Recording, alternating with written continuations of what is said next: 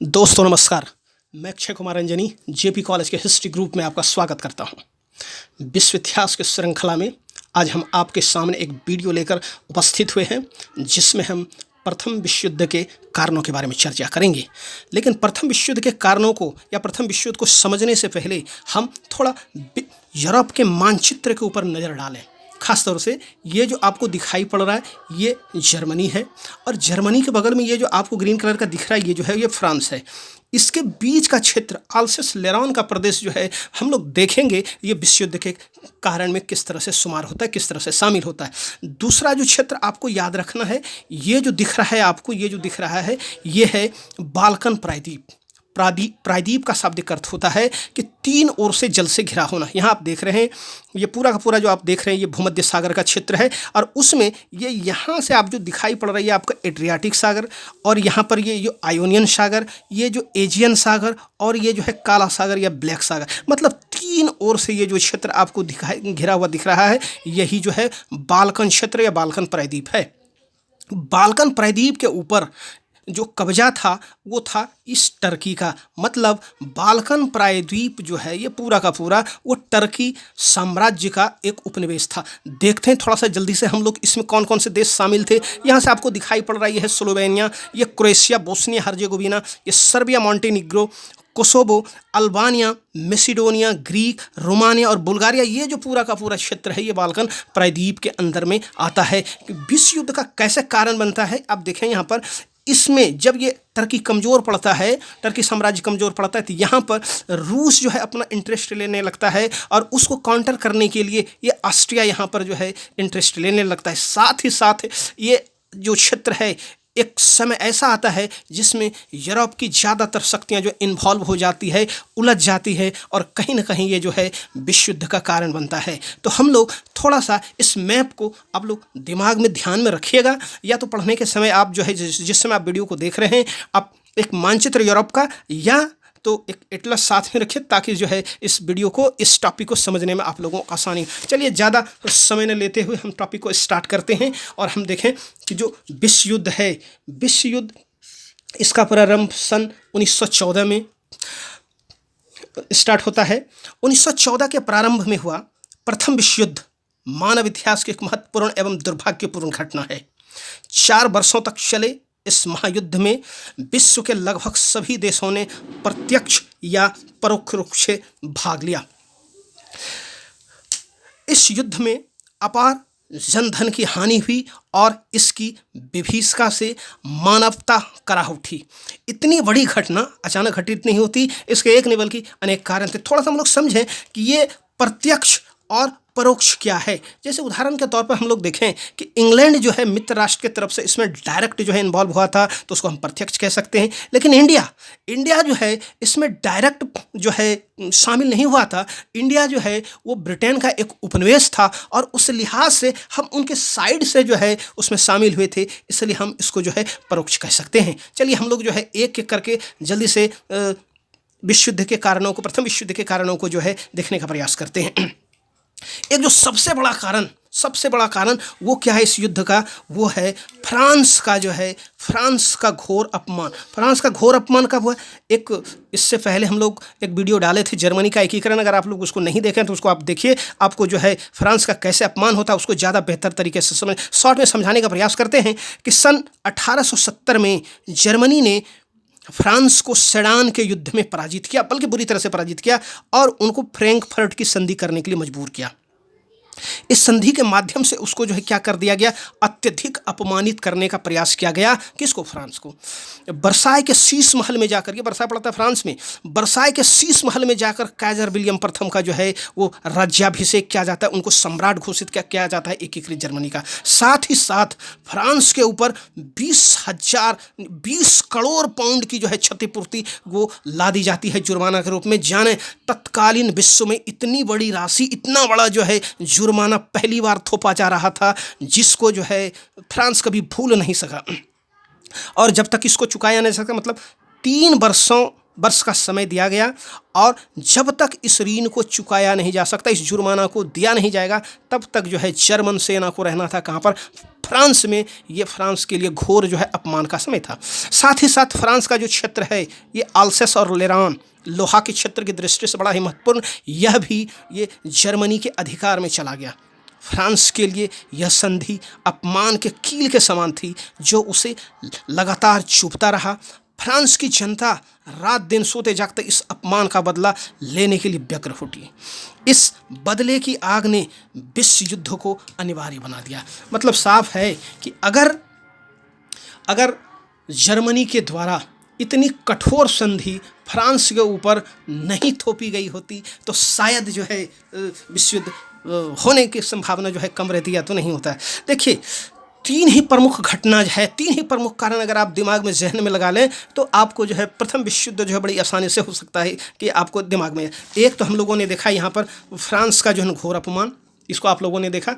दूसरा जो है इससे जुड़ा हुआ चीज़ जो देखना है हमको, फ्रांस का घोर अपमान, साथ ही साथ बाल्कन प्रायद्वीप, जिसको हम लोग मैप में देखे, बाल्कन प्रायद्वीप जो बाल्कन उपनिवेश है वहाँ पर जो है तुर्की का कमज़ोर पड़ना, ये विश्व युद्ध के लिए एक बहुत बड़ा, एक साइड जर्मनी का ज़्यादा जो है मजबूत होना, दूसरे साइड वहाँ पर जो है बाल्कन क्षेत्र में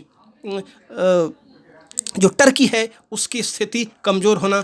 और अगर आप एक और कारण देखें, और एक है वो जो एक कारण है वो कौन से कारण है, वो है साम्राज्यवादी प्रतिस्पर्धा। तो ये तीन कारण ही अगर आप दिमाग में रख लें तो बाकी का सारा जो चीज़ है इसी से जुड़ा हुआ है। सबसे पहले हम लोग अभी जो देख रहे हैं कि जो है कि इसका फ्रांस का जो अपमान, तो उसी से जुड़ा हुआ चीज़ जो है, और देखिए जो है उससे कैसे जुड़ा हुआ, जैसे विश्व का दो गुटों में बंटना। क्यों बटा भाई, इसको हम लोग देखने का प्रयास करते हैं।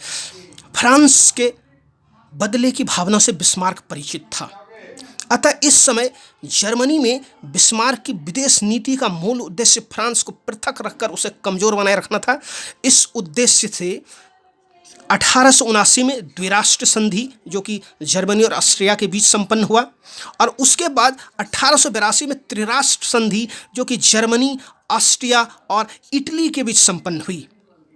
परंतु बिस्मार्क के पतन के बाद, यानी सन 1890 के बाद, फ्रांस को पृथक रखने की जो नीति थी इस ओर विशेष ध्यान नहीं दिया गया। परिणामतः दूसरा विरोधी गुट जो है वो अस्तित्व में आया। ये जो प्रथम गुट है जिसमें कि जो है जर्मनी, ऑस्ट्रिया और इटली शामिल हुआ, इसको धुरी राष्ट्र कहा गया, और जो दूसरा गुट अस्तित्व में आया उसको जो है मित्र राष्ट्र कहा गया। मित्र राष्ट्र कैसे अस्तित्व में आता है, इसमें कौन कौन शामिल होते हैं, उसको हम लोग थोड़ा सा देखने का प्रयास करते हैं।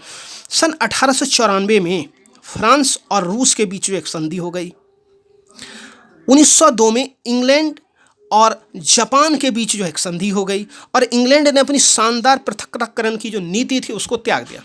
शानदार पृथक्करण की नीति क्या थी, इसको देखने का प्रयास करते हैं थोड़ा सा। इस समय तक इंग्लैंड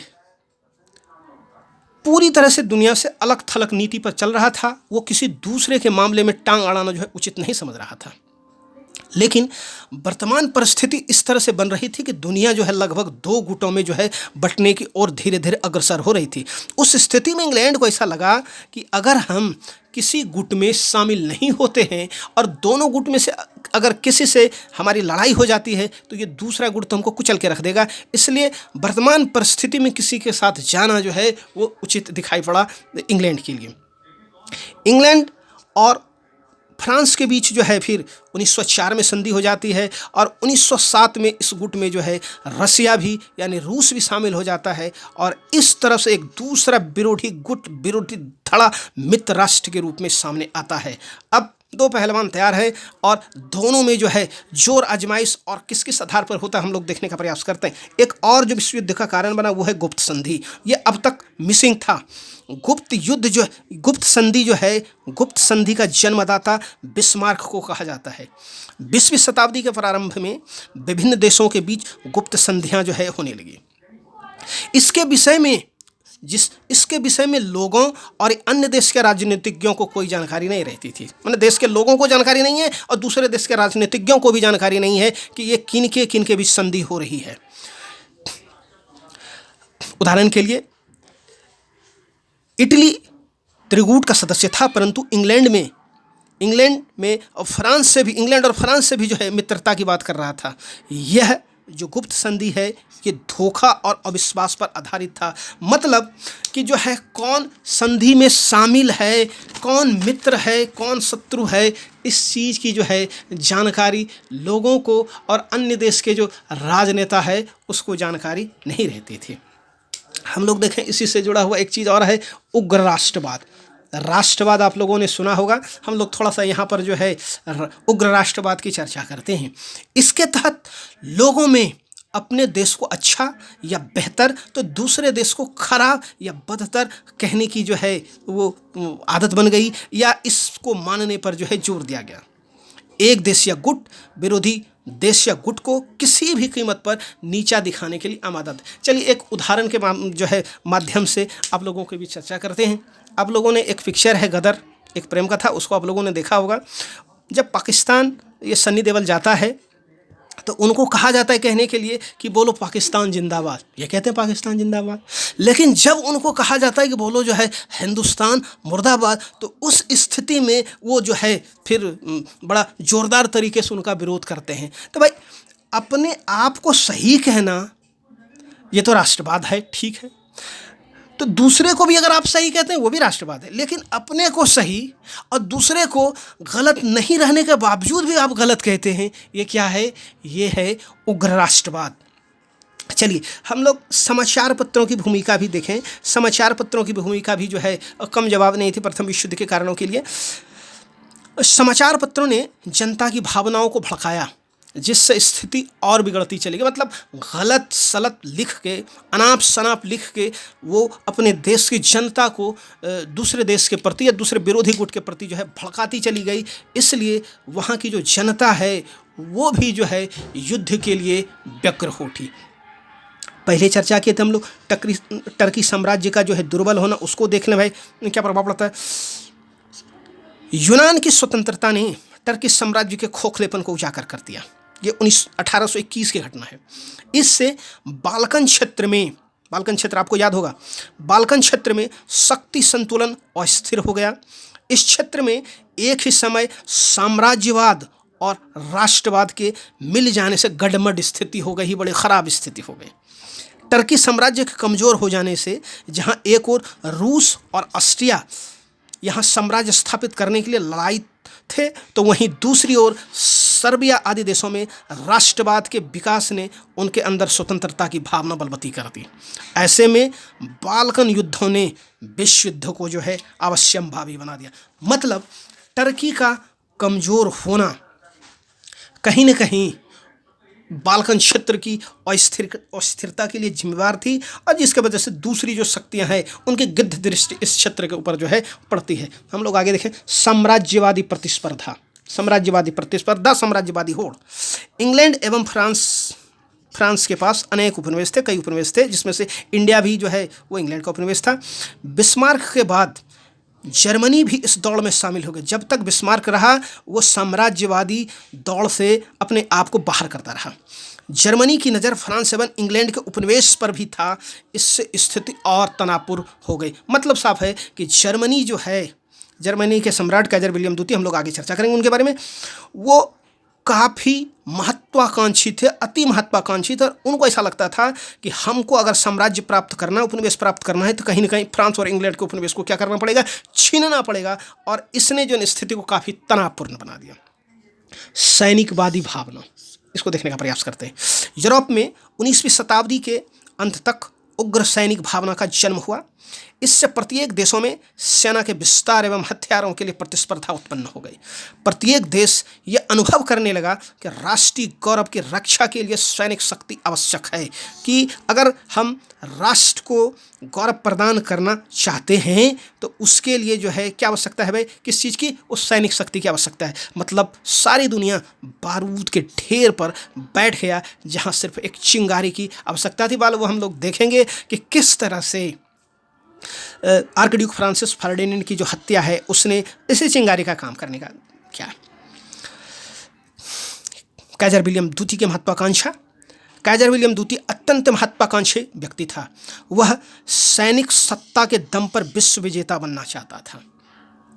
उसकी थल सेना अत्यंत शक्तिशाली, तत्कालीन विश्व में जर्मनी की जो थल सेना थी वो सबसे ज़्यादा, जो उत्कृष्ट से सबसे ज़्यादा मजबूत थी, परंतु वह अपनी जल सेना को भी उतना ही शक्तिशाली जो है वो बनाना चाहता था। इससे उसका टकराव इंग्लैंड से हो गया, जिसने युद्ध को अवश्य प्रभावित। क्यों से भाई कि इंग्लैंड जो है, इंग्लैंड उस समय तक दुनिया में नेवल पावर के रूप में सबसे ज़्यादा शक्तिशाली थी, और जर्मनी के द्वारा इस तरह से किया जाना कहीं ना कहीं इंग्लैंड के लिए चुनौती थी। और जब इंग्लैंड को चुनौती दिया गया तो उसने जो है इसका मुकाबला करने के लिए अपने आप को जो है तैयार करना शुरू कर दिया। ऐसे तनावपूर्ण वातावरण में 21 जून 1914 को ऑस्ट्रिया के युवराज आर्कड्यूक फ्रांसिस फर्डिनेंड और उनकी पत्नी की जो है वो हत्या कर दी जाती है सेराजेवो में। सेराजेवो कहाँ है? ये बोस्निया हर्जेगोविना की राजधानी हुआ करती थी, और वहाँ पर इनकी हत्या कर दी गई।